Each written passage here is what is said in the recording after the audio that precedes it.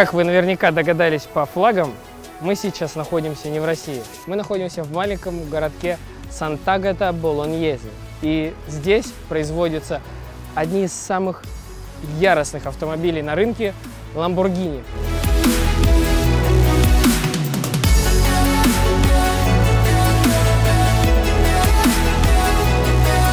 Ребят, мы находимся уже внутри производства.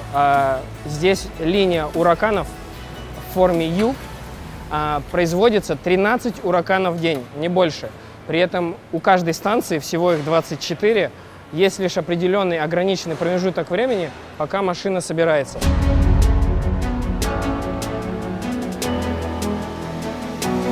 Мы стоим в конце вот этого конвейера в форме английской U, подковы. Именно на вот этом этапе здесь проверяют уже автомобиль собранный. Сегодня нам повезло, здесь не просто уракан, это уракан Перформанте. Причем, судя по поворотнику, он американский. Но что интересно, что вообще уракан собирают двое суток. Здесь около 600 человек именно в этом огромном помещении работает одной сменой. Никто в Италии не хочет перерабатывать. Естественно, автомобиль состоит из множества запчастей, деталей, и собирать каждый раз все одному человеку или даже вот 3 или 4 на каждом шаге производства – это очень сложно. Поэтому, если вы видите, справа от конвейера находится подготовительный цех, где изначально, там, вот сейчас видно двери, например, их собирают и потом уже передают людям, которые непосредственно на производстве собирают автомобиль вместе. В этом огромном помещении собирают ураканы, авентадоры и двигатели, но не все, только V12 для авентадоров. Пойдемте дальше. Мы начали с самого конца производства, но сейчас нас отвели на 9-й пост, и нам очень повезло, потому что здесь собирают не только обычные городские ураканы, но и гоночные версии. И перед нами Super Trofeo, новая модель уракана. Вы видите, здесь полный каркас автомобиля. Ну, по тормозам, я думаю, здесь не нужно ничего объяснять. Посмотрите, можно в голову видеть, что здесь карбоновый монокок автомобиля. Еще одна вещь, я спросил на контроле качества, если обнаруживают ошибки, что делать? Как я уже говорил, на каждом этапе машина стоит 35 минут, дальше конвейер двигается автоматически, затормозить нельзя. Делают вот что. Можете здесь увидеть, вот вроде таких красных маркеров вешают на автомобиль, на кузов, да, где обнаруживают ошибку. И после этого автомобиль сбоку будут отдельно проверять и посмотрят, что не так.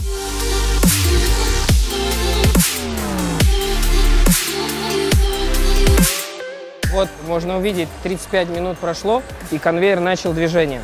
Нам очень повезло то, что мы застали Super Trofeo на конвейере. Для сборки Super Trofeo работают отдельные люди, это отдельная команда. Она сопровождает автомобиль по всему конвейеру. В то время, когда говорим мы об обычном уракане, да, люди прикреплены к посту. То есть кто-то занимается сборкой там салона, кто-то каких-то деталей, подвески и так далее. И они не следуют за автомобилем. Инженеры же гоночные, команда Motorsport, как у нас сейчас Super Trofeo, они идут за автомобилем. И нам очень повезло, потому что сейчас на 10-м посту находится как раз гоночная версия Super Trofeo, и мы увидим, как двигатель попадает внутрь автомобиля.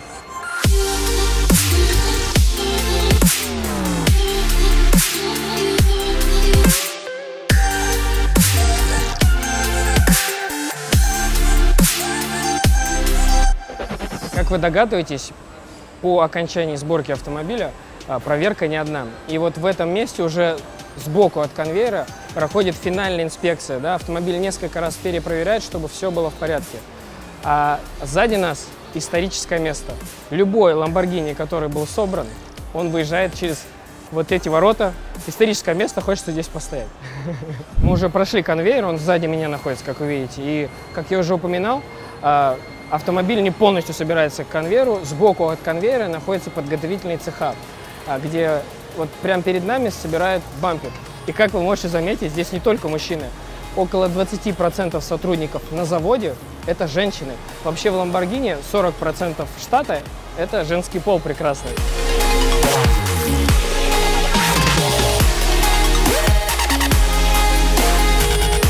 Мы ушли с конвейера, с линии ураканов, и теперь мы около папочки, около авентадоров.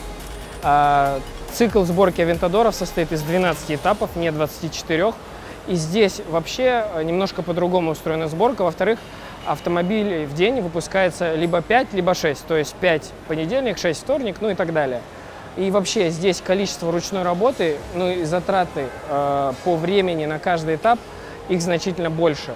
Ну, потому что этот автомобиль, естественно, по классу выше. Еще одна причина, почему сборка медленнее, не только потому, что, да, они хотят больше внимания уделить к старшей версии, хотя и к младшей вы видели очень много внимания. У Aventador, насколько вы, может быть, знаете или нет, карбоновый монокок. То есть мы его увидели в гоночной версии Super Trofeo, нам повезло, но у обычного Huracan он алюминиевый, здесь же он карбоновый. И этим ограничивается производство, то есть много карбоновых монококов в день они не могут производить, соответственно, 5 либо 6 Aventador в день.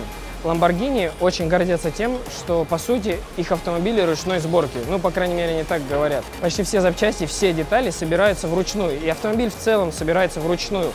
А роботы здесь лишь для помощи. Как-то так. То есть это еще автомобиль ручной сборки. Еще одна причина, почему Aventador производится дольше, чем Huracan. Каждый второй Aventador, он обладает опциями ad personam. А что это такое? Ну, как у BMW есть Individual, как у Mercedes есть Designo, у Lamborghini есть программа ad personam. Естественно, она намного шире, намного больше опций. Владелец, заказчик автомобиля может выбрать самую любую опцию, которую он не пожелает. И мы здесь опять же везунчики. Сзади нас Aventador S Roadster. Причем у него, если вы заметите, цвет индивидуальный, ad personam. Скорее всего, это трехслойный желто-золотистый цвет. Откуда он взял этот цвет, никто не знает. Это мог быть кусок мыла или сыр, который он съел утром. Заказчик сказал, Lamborghini делает. Как я уже упоминал, Lamborghini гордятся тем, что у них ручная сборка. На всем конвейере, что у Huracan, что у Aventador, работает лишь один робот. Я не зря оговорился, потому что робота зовут Роберт. Он член команды. Вот как раз линии, по которым ориентируется Роберт.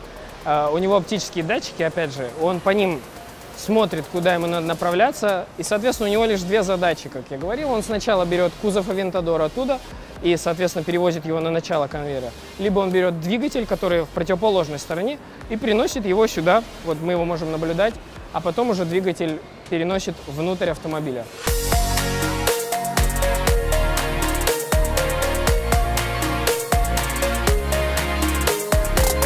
Мы в конце сборочного цикла Aventador, это последняя 12-я станция. Вообще по этой линии собирают не только Aventador, все модели с двигателем V12. То есть Aventador и лимитированные автомобили вроде Centenario или Veneno, которые делались несколько лет назад, ну а Centenario производится сейчас, собираются именно здесь.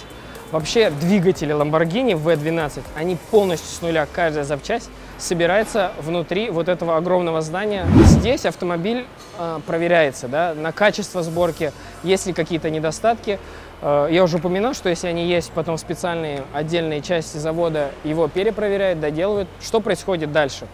Автомобиль выезжает через те самые ворота, его отправляют на финишную полировку и проверку. И до того, как автомобиль попадет к клиенту, еще 80 дней профессиональный водитель тестирует каждый автомобиль. При этом он должен ограничиться пробегом менее 100 километров. Если все в порядке, обычно пробег около 20 километров получается. И водитель, управляя тем или иным автомобилем, вот, к примеру, этот Aventador будет, да, он будет ехать и на аудио записывать. Двигатель работает хорошо, у коробки есть какие-то странные переключения со второй на третью. После этого это все проверяют. Если получится так, что за 100 километров автомобиль не настроили в идеале, этот автомобиль вообще не допускается к клиенту и все полностью собирают заново.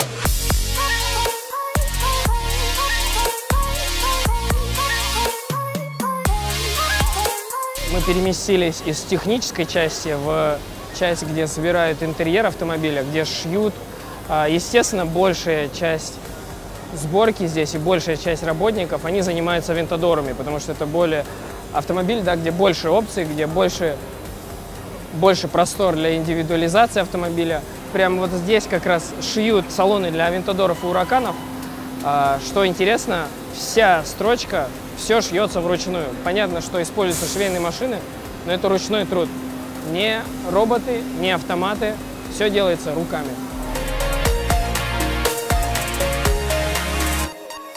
Сейчас мы находимся в месте, где собирают сиденья на Huracan и Aventador. Вообще сиденье – это та деталь, которую чаще всего нужно делать на заказ. где больше всего вариантов исполнения. И, соответственно, сотрудники здесь, они, по сути, работают не постоянно, не конвейерно. Им каждый раз говорят, нужно сделать пару сидений таких-то, пару сидений таких-то, и, соответственно, они выходят и собирают автомобиль. Мы вышли из сборочного цеха Aventador и Huracan, и сейчас мы идем по территории заводов Lamborghini, здесь очень строго со съемкой, нельзя снимать людей, автомобили, потому что можно наткнуться на прототипы будущих моделей. Сейчас мы проходим мимо здания Motorsport, то есть здание гоночной команды Squadra Corsa. Как мы видели на производстве, был Super Trofeo. Вот как раз вот эти люди ответственны за сборку этих автомобилей. А сзади нас огромные помещения, это как раз новые здания. Справа это сборочный цех Urus, а слева как раз финишная проверка, то, о чем я говорил. После того, как 80 дней водитель проверяет каждый автомобиль, машина идет в то огромное помещение, и там его проверяют на контроль качества. Вообще нам очень повезло, потому что все здания, начиная от Squadra Corsa, которое я говорил, да, и заканчивая сборкой Уруса, основным зданием Lamborghini, которое сейчас сзади меня, и финальной проверкой, цехом, где осуществляется финальная проверка, все эти здания были завершены лишь прошлым летом. То есть это абсолютно новая часть комплекса Lamborghini. Понятно, конечно, все машины собирать, то я не могу не сказать, вы понимаете, мы в гостях. Lamborghini создала новое производство, абсолютно новый завод, и они eco-friendly, и они, как мне сказали, CO2 neutral. Означает это то, что они за абсолютно нулевое количество выбросов в воздух, и это действительно так. Мы можем увидеть здесь огромное количество солнечных панелей, солнечных батарей. Здесь нет никаких выбросов, потому что используется либо энергия от солнечного света, либо натуральный газ. А башня же центральная, она вообще полностью изолирована с точки зрения энергии от основного производства. Так что вот так вот Lamborghini заботится о окружающей среде с их V12. Да-да.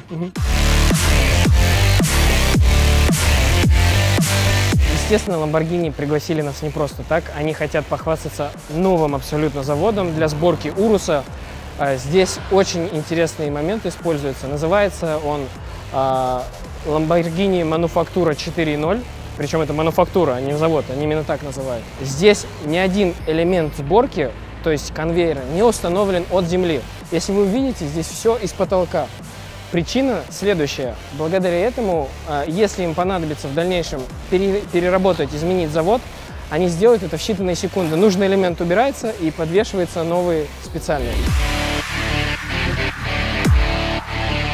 Еще одна интересная фишка этого завода. Здесь люди тележки не передвигают механически, потому что для этого есть специальные маленькие роботы, и они доставляют на нужную точку нужную часть запчастей, где уже в дальнейшем происходит сборка. Когда мы были в сборочном цехе Huracan'ов и Aventador'ов, вы наверняка видели, что это обычный конвейер, то есть лента двигается вперед, и на ленте находятся автомобили. Здесь, как вы можете заметить, немножко все по-другому. Почему? Каждый Урус находится на отдельной специальной автоматической тележке, которая сама едет куда нужно и когда нужно. Управляются все эти тележки каким-то центральным мозгом свыше, и он сам контролирует, свободен ли следующий пост или нет, можно ли двигаться дальше или нет. В общем, робот везде.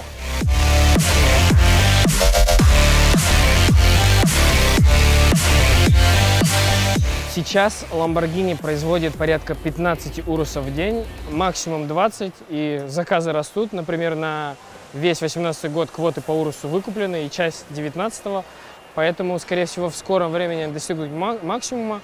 Яркий пример: в начале года было 5 урусов в день, уже 15, ну, опять же, максимум 20.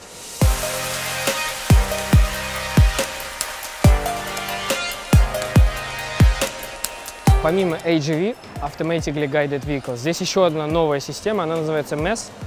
Вы можете обратить внимание, здесь у каждого поста висит такой экранчик, да, с внутренней специальной системой, разработанной Lamborghini. У каждого сотрудника есть браслет, благодаря которому он логинится, и он может увидеть, что ему нужно сделать с каждым из автомобилей. Так называемый чек-лист, где он проверяет, то-то он собрал, то-то он сделал, то-то он проверил. Более того, на экран можно вывести 3D-модель Уруса и отметить в нужной части, оставить заметку для будущих сотрудников. Здесь надо проверить то-то, здесь, например, что-то не так, либо наоборот все в порядке, не обращайте внимания.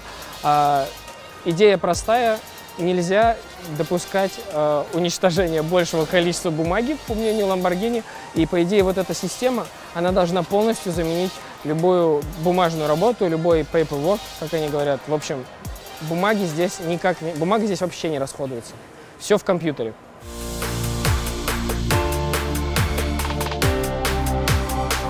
Даже здесь, на заводе Уруса, в цехе сборки Уруса, несмотря на то, что компьютеров здесь и роботов намного больше, они также лишь помогают человеческому труду. Используются ли они лишь для того, чтобы перетаскивать тяжелые вещи? Как вот здесь, например, одно из стекол, это крыша автомобиля панорамная, и робот помогает ее перетаскивать. Сборка же осуществляется вручную. Если в сборочном цехе Авентадоров и Ураканов один робот-помощник Роберт, то здесь их 3, сзади нас.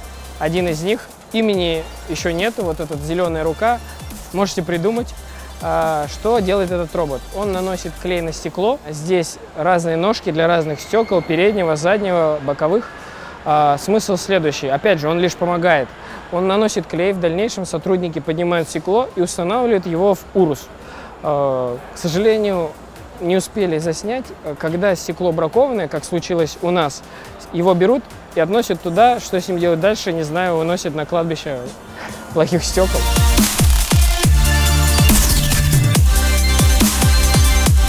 Естественно, Lamborghini очень беспокоится о кузове, чтобы не было никаких царапин во время сборок. Каждый автомобиль защищен специальными пластиковыми панелями. Выглядят они как-то так, естественно, по окончании сборки их снимают. Компоновка у завода немножко другая. Если в Уракане мы видели, что сборка идет сбоку и в стороне от нее подсборка, то в Урусе сборка всего силового агрегата, то есть дифференциала, двигателя, коробки, происходит между двумя частями завода. Станций здесь всего, по-моему, также 24. Почему на финальном месте, где должен быть готовый двигатель, ничего нету сейчас? Все просто, потому что его только что установили на автомобиль. Вот как раз двигатель с коробкой передач, карданный вал, дифференциал. В общем, вся ходовая, вся трансмиссия, точнее, она находится здесь. Выхлоп, машина, по сути, уже практически готова. Можно соединить с кузовом и ехать. Здесь находится второй робот. Его зовут Кука, фирма, которая производит. Почему? Потому что свадьбами занимается он. Двигатель, всю трансмиссию с кузовом соединяет робот. Сейчас мы можем наблюдать процесс как раз проверки. Уже установили двигатель, всю трансмиссию у синий Урус и смотрят, все ли сделал правильно Кука. Я думаю, он не ошибается.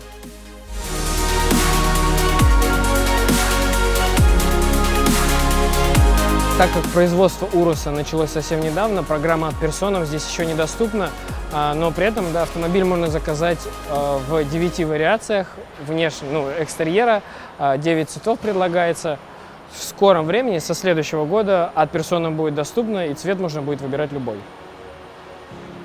От Persona недоступно и с точки зрения интерьеров до сих пор, однако Lamborghini пыталась сделать автомобиль, он уезжает, как можно более дорогими. Поэтому допускаются двойные цвета интерьеров, как вот на этом Урусе. Мы около третьего робота находимся, и он безымянный, придумывать ему имя. Он тоже лишь помогает производству, сборке Уруса. Его задача поднимать колеса и переносить их к сотруднику, к автомобилю, чтобы сотрудник не надорвал спину. Причем колеса, они здоровенные, 23 дюйма в диаметре, и как и передние тормоза. Сковородки размером 44 сантиметра, 440 миллиметров.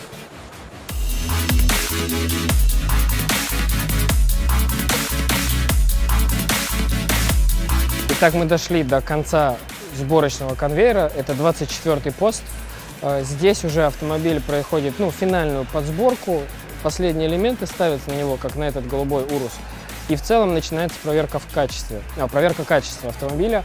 То есть весь сборочный процесс можно разделить на две стадии. С первый пост по 12 мы собираем автомобиль предварительно. С 13 происходит так называемая свадьба, двигатель соединяется с кузовом. И в дальнейшем уже сборка интерьера и мелких частей автомобиля.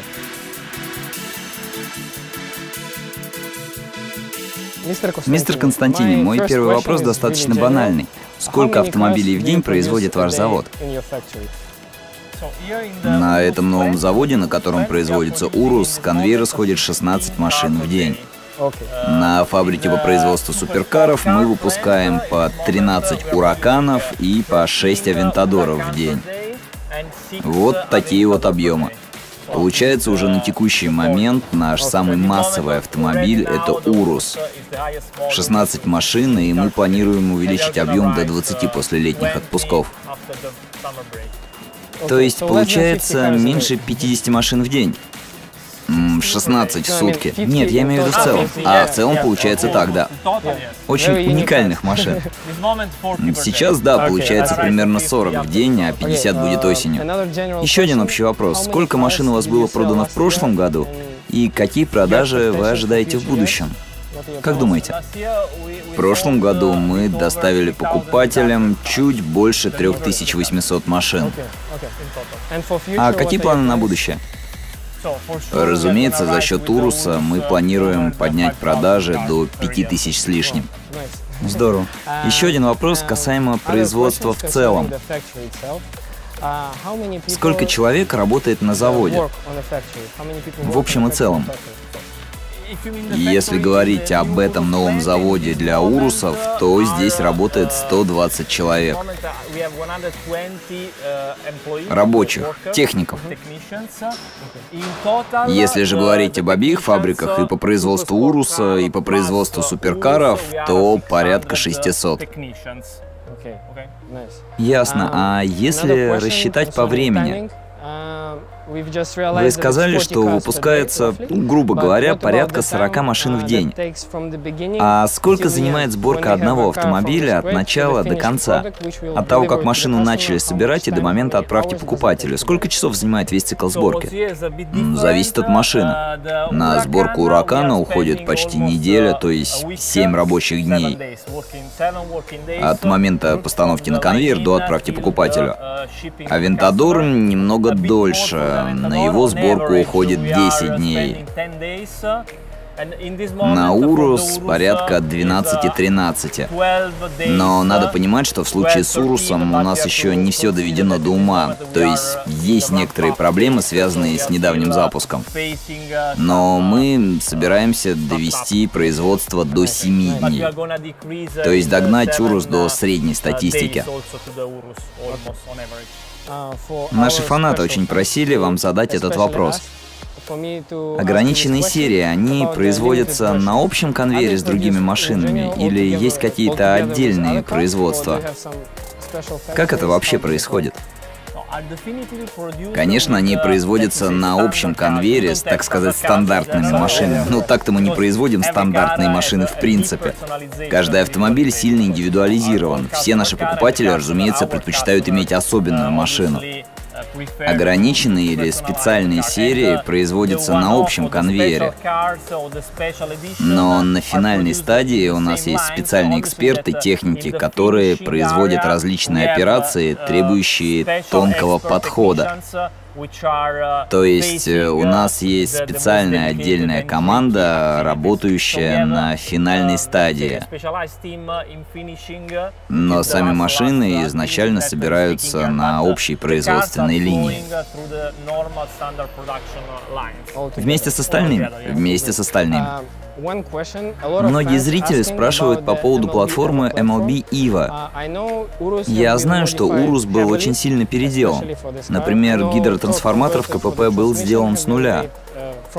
А что с остальными компонентами, с тем же двигателем? Что менялось? Разумеется, с двигателем поработали. У нас самая лучшая мощность и динамика. Самый высокий показатель мощности и крутящего момента. 650 лошадиных сил и 850 ньютон-метров момента. Это было достигнуто с помощью нашей команды по исследованиям, разработке и индивидуализации. Они хорошо поработали над динамикой Уруса, чтобы еще добавить ощущение от езды. Сама динамическая составляющая, разумеется, разрабатывалась в Lamborghini, в нашем отделе исследований и разработок. У нас есть 6 карт, 6 вариантов настроек автомобиля.